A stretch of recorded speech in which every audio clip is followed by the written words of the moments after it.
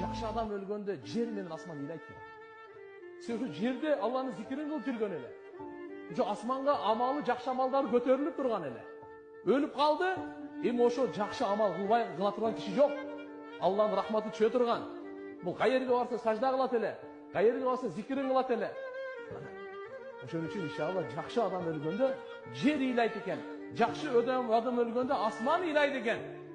Ал устазыбыз айтып берет эле, Мавлана Жамшид рахматулла алейх айтат эле, себеби ошол кайсы жерде жакшы амал кылса, Алланын тарабынан жакшы абал түшөт эле.